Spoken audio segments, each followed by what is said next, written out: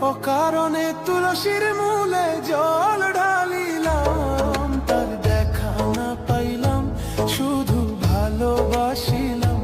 ও তার দেখা না পাইলাম শুধু ভালোবাসিলাম।